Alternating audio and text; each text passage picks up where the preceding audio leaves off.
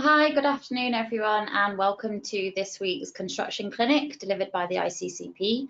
My name's Nina. I'll be taking you through a brief introduction to the Institute if you're not familiar with us, and then we'll get into today's panelists and questions. Just as a reminder, all of your microphones are in mute mode. If you do have any questions for us today, you'll see a question box on your control panel, so please feel free to send it through there. And on to our introduction. So what is the ICCP? Well, we are a professional members organisation and we recognise those with skills, qualifications and expertise in the professional management of construction claims. We have three primary objectives, and those are to establish international professional standards for the management of claims, to give recognition to those who have gained the appropriate knowledge and experience in the management of claims, and also to help and educate those who would like to gain this experience. So on to membership, we have three membership levels: associate, member and fellow. I won't go into all the requirements for each level, but each membership level comes with a set of criteria which must be met to gain entry into the Institute. Applicants are assessed on a combination of their qualifications, their skills and expertise. And I should also mention that we offer concessionary fees for residents in certain countries, the list which you'll find on the ICCP website. So if you are interested, do check that out and you may qualify.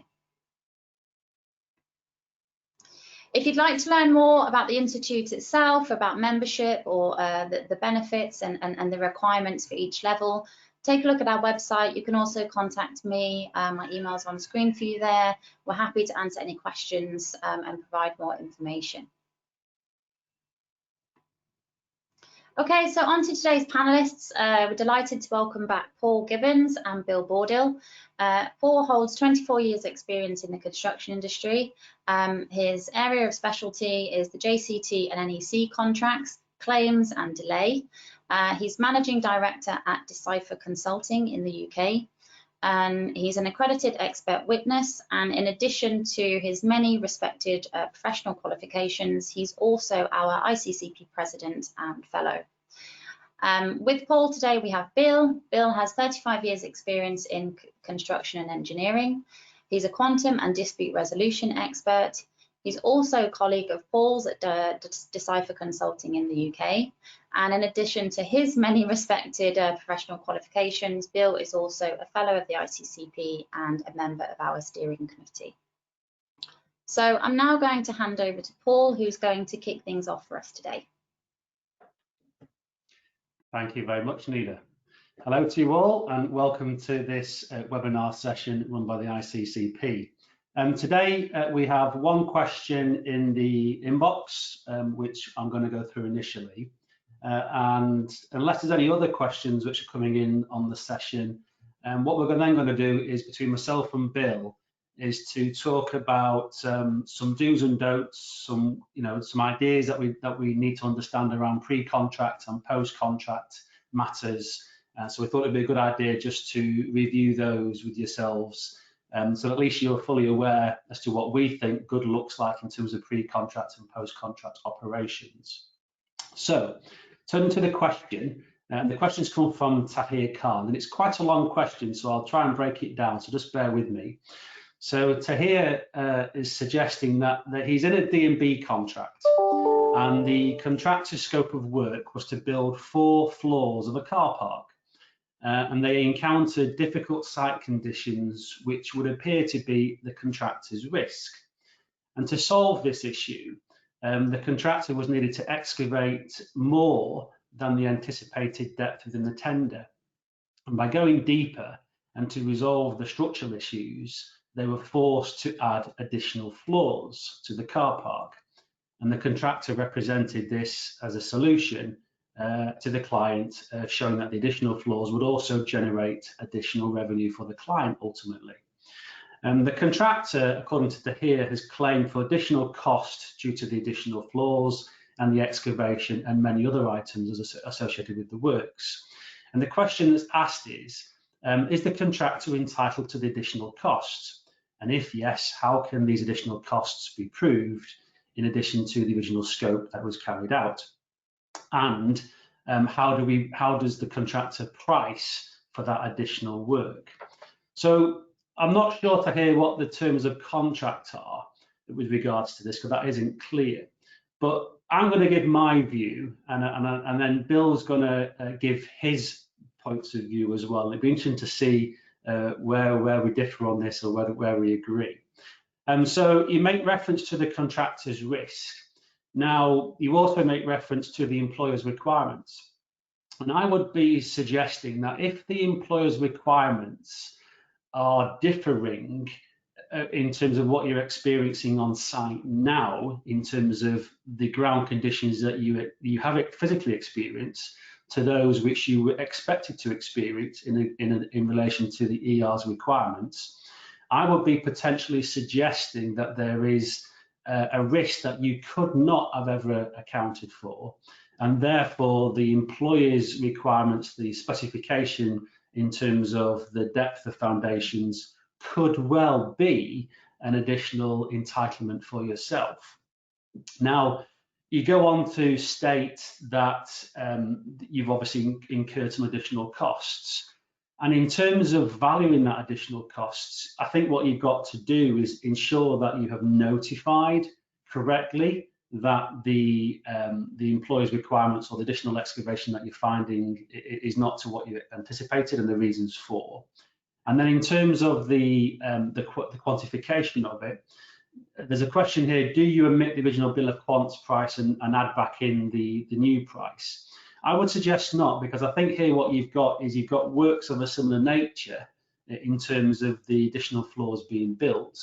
Potentially, though, there could be an argument that the floors being built are now in a basement, as opposed to the floors being built, the original 4 floors being built potentially at above ground level. So we need to think about that, and whether the rate in the original bill of quantities will be sufficient or not, or whether you do need to go away and reprice from first principles. And possibly those first principles might well lead to actual costs. And with that, of course, you'll be entitled to all the prolongation costs that might flow, and additional direct costs as well. So it's a difficult question to answer in totality, because the scope of the contract isn't fully appreciated, and I'm not aware what the contract terms are. And as I say, I think there's different views as to how you might want to approach it. I'll be keen to know Bill's view now. So Bill, I'll just hand over the baton to you, please. Okay, thank you, Paul. Well, fortunately, I agree with everything that you've said there, but I think there are a few other things to consider, and that is, whilst the contractor has built a larger car park, that might seem more attractive to the employer, but actually might not be the case if there's no demand for the extra parking spaces. So if the larger car park goes beyond the point of diminishing returns, i.e. it becomes more expensive to run it and administer it than the smaller car park, the contractor might only be the employer might be able to claim a diminution in value and therefore not pay the full cost of the car park, because it's actually bigger but worth less to him. So there's a principle there called diminution in value to consider. I think there's another consideration here as well. It seems that the car park had to go deeper into the ground, which is why it was extended upwards, and maybe it could have been built on deep piles with fill underneath to make up the void. So it's unclear from the facts or the circumstances we've got whether all of the design considerations were taken into account at the time. It doesn't always follow that a larger car park is the obvious choice. And I think also in terms of the other comment I've got to make is about the claim and the value, assuming that that this is reimbursable to the contractor, which the initial statement indicates it's perhaps not, because the question says it's all at the contractor's risk, but that kind of ends the question. So we have to assume the contractor is going to get something out of it to have this debate. The claim would be that the actual provable costs less a reasonable assessment for what the car park should have cost to meet the employer's requirements. Now that might be more than the contract sum. So it could be that the actual net amount of the claim is less than the contractor thinks if he's under allowed in his contract sum. So it isn't necessarily the contract sum that's taken away, it's a reasonable allowance to meet the employer's requirements. Everyone needs to remember that the contract is for the contractor to meet the employer's requirements, and that's what he should have priced for. Thanks, Bill. So, Tahir, I hope that's answered your question as you deem fit. As always, there's never a yes and no response, and there's more detail that always flows out of these. So just moving on, I don't think there's any other questions at the moment that are popping up. So Bill and I, as I say, we've suggested that what we'll do is we'll look at pre-contract matters and post-contract matters. I'll look at the pre-contract initially and just run through some items and agenda items that I think contractors, subcontractors, and indeed clients should be understanding and be aware of. So at the beginning of the project, what should you be doing? You should be really getting to know your clients and their representatives well. You should establish what plans and how you plan to carry out the works in terms of the original scheme, any programs, your estimate, how that was built up. You need to look at any policies and any systems in place in terms of managing change. And I would be suggesting that you need to thoroughly understand the contract and also thoroughly understand the risks. And just to mention there, the contractor's risk in that question, but thoroughly understand the risks and what it is you are working to and hoping to deliver as the objective. So this is all after you've tendered for the project, and obviously you're now into getting running on the job and starting running and delivering the project. What we find on most contracts is, through the experience, is that people forget to understand what actually makes up the engrossed contract. So they're very, very busy on getting the project delivered, but they often fail to remember, well, actually the contract's made up of a bill of quantities. It could be made up of some drawings, certainly specification. There may well be some standard conditions of contract, which could well have been amended, and those amendments need to be fully understood. Then that you may well have some side agreements, you may well have programs in there.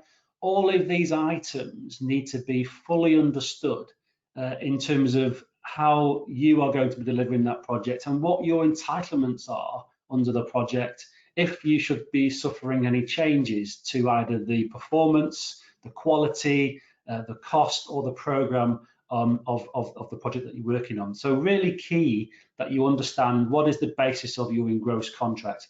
And as I say, the amount of projects that we go on as a consultant, and we say, where's your contract? And they say, we don't know, it's at head office, it's not on site. So it fathoms me that how anybody can run a contract not knowing what they're running it to and the rules of the game in effect. So moving on, the contract documents ideally should be signed and complied with as soon as possible. And in any event, I would also recommend that do not include volumes and volumes of appendices in various contract documents. Keep it simple. And we often find that, and the main contractors or employer spread down the risk to the supply chain by just sending out volumes of documents, which at the end of the day, there's only a specific amount which might be relevant to that particular party or those parties' works.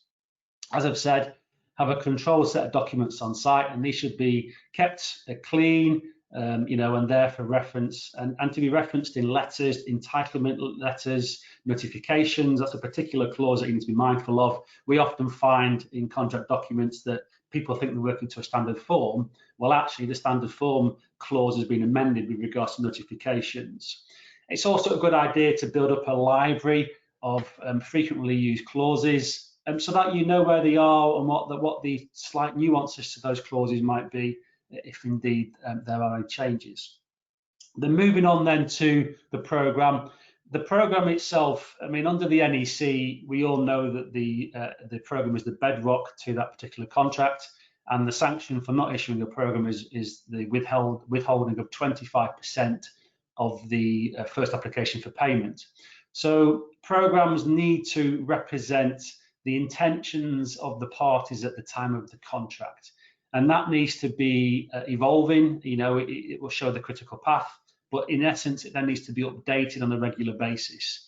And the amount of projects that we have moved on to as a consultant and been involved with, where the program isn't developed, it hasn't got the logic links, it isn't critical path referenced, there are no resources within it. You know, you're not able to carry out any histogram planning if there's further disruption or thickening costs to be incurred down the road, which are picked up through variations and claims, which Bill's going to come on to shortly. So getting the program from the get-go is really, really important in terms of establishing what it is you are working to and how you're going to deliver that project to meet the completion date, and indeed to defend against any liquidated damages should you be in delay. So moving on to what does project control look like? So good project control requires good contractors and subcontractors that understand what does good management look like, and that all goes back to having the contemporaneous records. It goes back to understanding what your contract is. It goes back to understanding what your entitlement is under the contract, and how you're going to get from the original estimate through to the signing of the contract, through to the end delivery of the project. And this is all to do with ensuring that you know, it's a commercial will, but you've got to make sure you end up with a profit, because no contractors that I'm aware of go into construction looking to lose money. They want to come out with a profitability. What we do find is, though, that throughout the course of the project, that profitability will get squeezed. So to ensure the profitability is maintained and to ensure entitlement is maintained, then you need to ensure that there's good project controls. Moving on then, in terms of programs and EOT, make sure that you're establishing your extension of time entitlements on time. Notify them. The ICCP have done quite a few webinars and notifications under the various forms, whether it be FIDIC, NEC or JCT.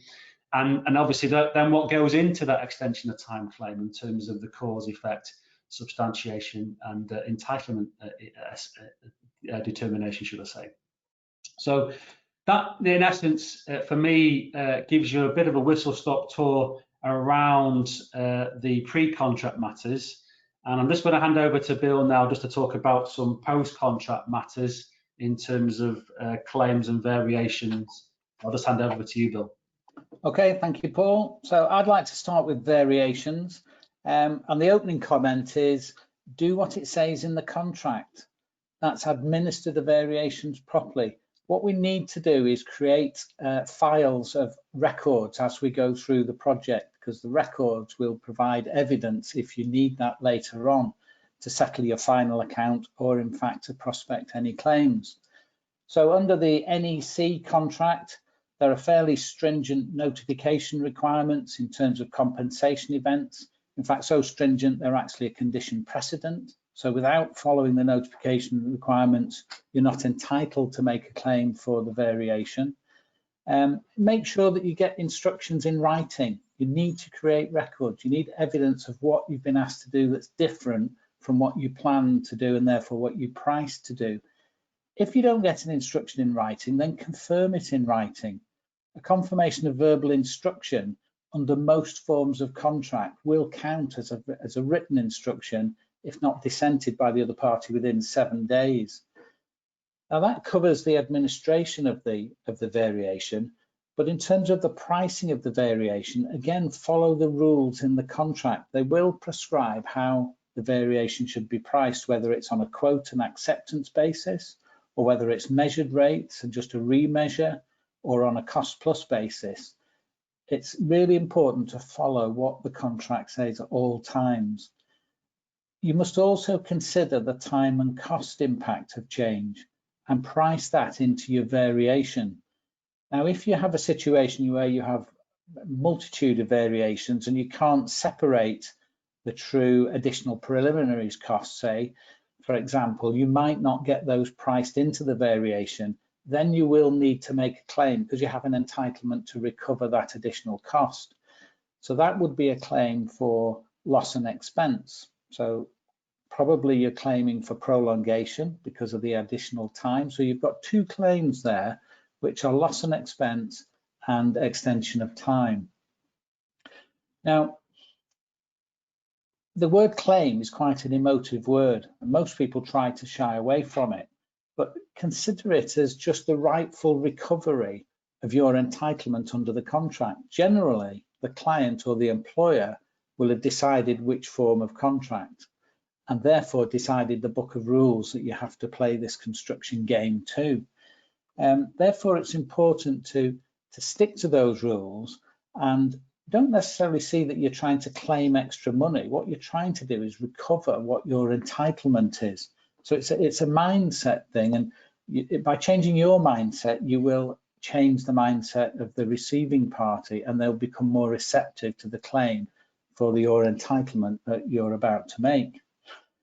It's really important to stick to the strict notice requirements for a claim, and there's a classic example here in the case of Maida versus Bauer, which was a project in Hong Kong. It was certainly groundworks. I think it may have involved tunneling, but the ground conditions changed and they weren't what was envisaged when the contractor priced for the works.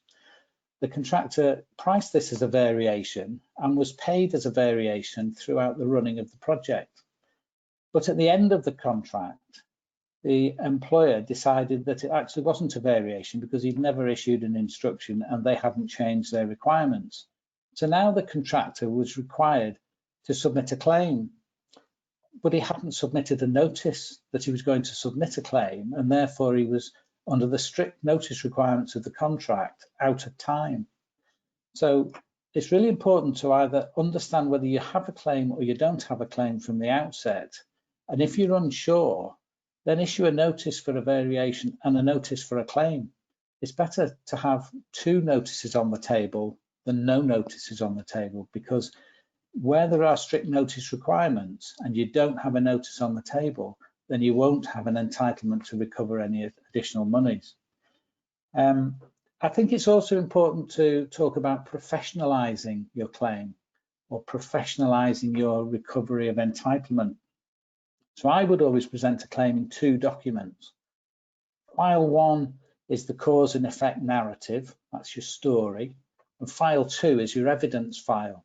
And obviously file 2 should be the bigger of the two files, so you should have a small story and a big file of evidence to substantiate what you're claiming. One of the things that there is an acronym that describes how claims should be put together and formulated, and that's CEES. So that's CEES, and that stands for cause, effect, entitlement, and substantiation. The cause is the breach or the event. That's what's happened. The effect is what the change in plan was arising from that breach or that event. And the entitlement comes from the contract. Your contract will prescribe what you're entitled to as a consequence of a certain event happening. And the substantiation is the evidence that you have to substantiate what it is you're claiming. And it's the evidence file which is made up from your records. And we talked about records right at the start in terms of how you administer variations and change on the contract. So all of the documents that you've collated throughout the running of the project will become your evidence when you submit your claim. Now, I talked about a cause and effect narrative. What you're required to do is tell a story.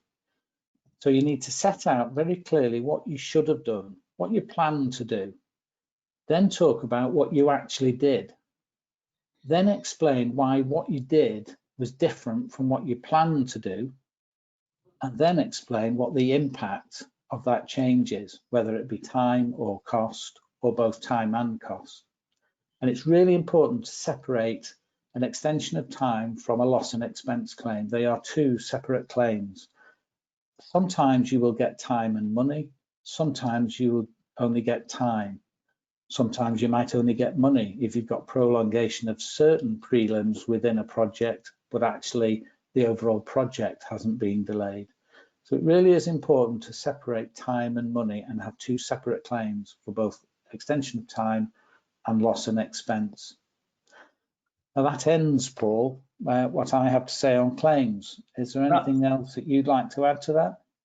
No, that's perfectly well executed, Bill. Thank you very much for that, because we have a question that's come in, which is very apt. So basically what it says here, hi Bill and Paul, taking the current situation of COVID-19 pandemic, if after the initial lockdown, further restrictions were imposed by the authorities, e.g. restricted working hours, additional safe management measures, should I take these as discrete delay events and serve separate notices for each of them, or are the later events the effect of the initial lockdown, and therefore should I only serve one notice for the lockdown?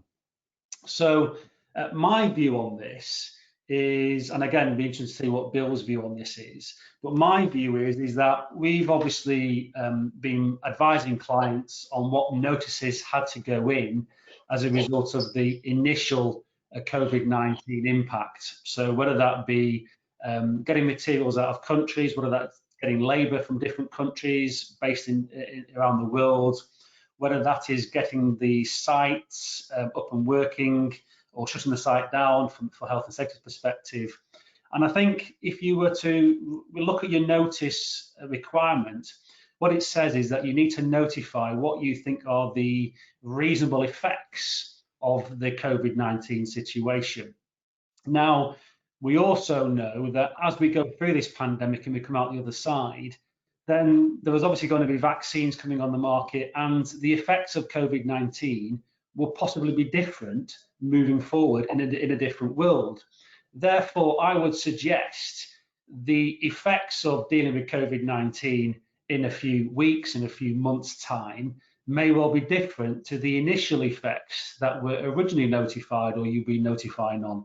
Therefore, I will be suggesting that rather than using a catch-all notification, it would probably make more sense from a forensic point of view in terms of capturing what was actually happening, that you would notify a separate COVID notice and try to determine what that new effect of COVID was having on your project. Because as I say, here in the UK, we're experiencing where we've gone down from a 2 metre working distance down to a 1 metre working distance, or 1 metre plus as it is on construction sites. So the effect of that is totally different to how it was originally envisaged to what it is now. But I still think you'll want to notify separately. That's my view. Bill, do you have any thoughts on that, please? Yeah, I share your view. I think you need to keep your options open and have as many notices as you can. Some may fall away and some may have teeth. I think we need to consider also, especially with the current COVID situation, the timing of the agreement to the contract and the timing of these changed circumstances, what was known about at the time the contract was signed and what wasn't, or what should have been contemplated, all needs to be considered, and that might have an impact on some of the claims that might arise from that situation. So I do think it's important to have a lot of separate notices. So for each effect, each event, have a separate notification. Excellent. So I think that brings us to the end, to 1:30, 4:30 in the UAE, 1:30 here in the UK. It's a bit of a different one this week, as I've suggested, but I thank you all for attending on behalf of the ICCP. I hope you found it useful and a different take on it. I think the next event is in a couple of weeks' time. Nina, you'll verify that, I believe, and it'll be 2 different speakers. So I thank you from myself and Bill, and Nina, I'll hand over back over to you. Thank you. Thanks, Paul. Thanks, Bill. Yes, the next clinic will be on the 14th of July. So we're dropping from weekly to every 2 weeks. We've yet to set up the registration link, but we'll be sending out email invitations and posting details on our LinkedIn page. So if you're not signed up to our list or following us on LinkedIn, make sure you do one or both of those. The other thing I just wanted to mention, I see we've got a few new names today. This is the 14th construction clinic that we've done since COVID started.